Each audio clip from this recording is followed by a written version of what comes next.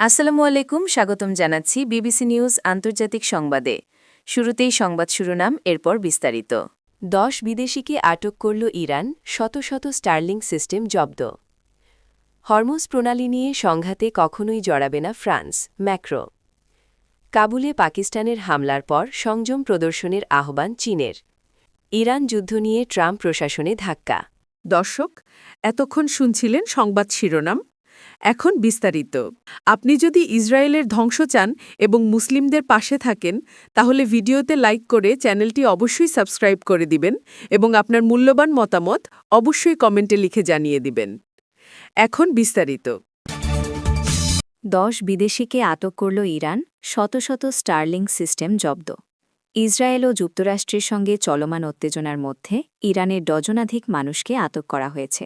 তাদের মধ্যে 10 জন বিদেশীও রয়েছেন বলে জানিয়েছে দেশটির গণমাধ্যম। ইরানের পুলিশ প্রধান আহমদ রেজা রাদান জানান, যুদ্ধ শুরুর পর থেকে এখন পর্যন্ত অন্তত 500 জনকে গ্রেফতার করা হয়েছে। তাদের বিরুদ্ধে শত্রুপক্ষের সঙ্গে তথ্য আদান প্রদানের অভিযোগ আনা হয়েছে।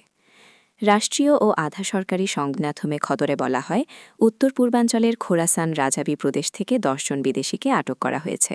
তাদের বিরুদ্ধে সংবেদনশীল স্থাপনা সম্পর্কে তথ্য সংগ্রহ এবং মাঠ পর্যায়ে অপারেশন পরিচালনার প্রস্তুতির অভিযোগ রয়েছে। অন্যদিকে দক্ষিণাঞ্চলের হরমোজগান প্রদেশ থেকে আরও 55 জনকে আটক করা হয়েছে, যাদের যুক্তরাষ্ট্র ও ইসরায়েলের ভাড়াটে হিসেবে উল্লেখ করা হয়েছে। এদিকে ইরানের গোয়েন্দা মন্ত্রণালয় জানিয়েছে, দেশজুড়ে অভিযানে শত শত স্টার্লিং সিস্টেম জব্দ করা হয়েছে। ইন্টারনেট বন্ধের সময় এসব প্রযুক্তি ব্যবহার করে অনেকে বিকল্প সংযোগ নিতেন।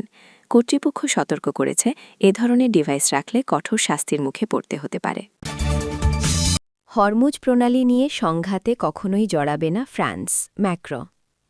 ফ্রান্সের প্রেসিডেন্ট ইমানুয়েল ম্যাক্রো বলেছেন, হরমুজ প্রণালী উন্মুক্ত করার কোনো সামরিক অভিযানে ফ্রান্স কখনোই অংশ নেবে না।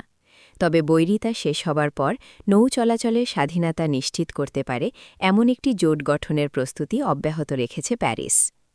মধ্যপ্রাচ্য সংঘাত নিয়ে আলোচনার জন্য আয়োজিত মন্ত্রিসভার বৈঠকের শুরুতে ম্যাক্রো বলেন, আমরা এই দ্বন্দ্বে কোনো পক্ষ নই, তাই বর্তমান প্রেক্ষাপটে হরমুজ প্রণালী উন্মুক্ত বা মুক্ত করার অভিযানে ফ্রান্স কখনোই অংশ নেবে না।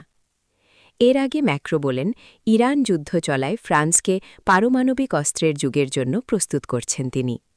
যুক্তরাষ্ট্র ও ইসরায়েল ইরানের ওপর হামলা শুরু করার দুদিন পর গত 2 মার্চ ফরাসি প্রেসিডেন্ট ঘোষণা করেছেন যে ফ্রান্স তার পারমাণবিক অস্ত্রাগার আরও শক্তিশালী করবে এবং ইউরোপীয় ইউনিয়নের সদস্য দেশগুলোর সঙ্গে সম্পর্ক আরও দৃঢ় করবে।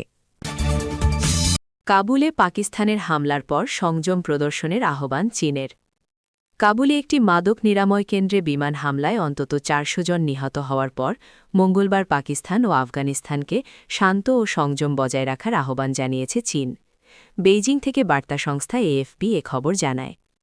আফগানিস্তান অভিযোগ করে বলেছে, তাদের রাজধানী কাবুলের একটি মাদকাসক্ত নিরাময় কেন্দ্রে পাকিস্তান হামলা চালিয়েছে। তবে ইচ্ছাকৃতভাবে বেসরকারি লোকজনকে লক্ষ্যবস্তু করার বিষয়টি অস্বীকার করেছে ইসলামাবাদ। আফগান স্বাস্থ্য মন্ত্রণালয় জানিয়েছে, হামলায় প্রায় 400 জন নিহত এবং 2 শতাধিক মানুষ আহত হয়েছেন। উদ্ধার অভিযান এখনও চলমান রয়েছে এবং নিহতের সংখ্যা আরও বাড়তে পারে বলে ধারণা করা হচ্ছে। সাম্প্রতিক সপ্তাহগুলোতে পাকিস্তানি সেনারা বেশ কয়েকবার কাবুলে হামলা চালিয়েছে। তালেবান সরকার সীমান্তপারের হামলাকারী জঙ্গিদের আশ্রয় দিচ্ছে পাকিস্তানের এমন দাবির প্রেক্ষিতে 2 দেশের মধ্যে এই সংঘাত শুরু হয়। চীনের পররাষ্ট্র মন্ত্রণালয় মঙ্গলবার 2 দেশকে দ্রুত যুদ্ধবিরতি কার্যকর করতে এবং আলোচনার মাধ্যমে মতপার্থক্য মেটাতে আহ্বান জানিয়েছে। ইরান যুদ্ধ নিয়ে ট্রাম্প প্রশাসনে ধাক্কা। ইরানকে ঘিরে যুক্তরাষ্ট্র ইসরায়েল সংঘাতের মধ্যে পদত্যাগ করেছেন যুক্তরাষ্ট্রের ন্যাশনাল কাউন্টার টেরোরিজম সেন্টারের প্রধান জোসেফ কেন্ট। তিনি দাবি করেছেন, ইসরায়েলের চাপেই এই যুদ্ধ শুরু হয়েছে এবং ইরান যুক্তরাষ্ট্রের জন্য তাৎক্ষণিক কোনো হুমকি ছিল না। মার্কিন প্রেসিডেন্ট ডোনাল্ড ট্রাম্পকে লেখা এক পদত্যাগপত্রে কেন্ট বলেন, আমি বিবেকের তাড়নায় ইরানে চলমান যুদ্ধকে সমর্থন করতে পারছি না। ইরান আমাদের দেশের জন্য আসন্ন হুমকি ছিল না এবং স্পষ্ট যে ইসরায়েল ও তাদের শক্তিশালী মার্কিন লবির চাপে আমরা এই যুদ্ধে জড়িয়েছি। পদত্যাগপত্রটি তিনি সামাজিক যোগাযোগ মাধ্যম এক্সে প্রকাশ করেন। কেন্ট আরও অভিযোগ করেন, ট্রাম্প প্রশাসনের শুরুর দিকেই ইসরায়েল শীর্ষ কর্মকর্তারা এবং মার্কিন গণমাধ্যমের প্রভাবশালী কিছু অংশ ভুল তথ্য ছড়িয়ে আমেরিকা ফার্স্ট নীতিকে দুর্বল করে দেয় এবং ইরানের বিরুদ্ধে যুদ্ধের পক্ষে জনমত তৈরি করে। তার ভাষায়, এই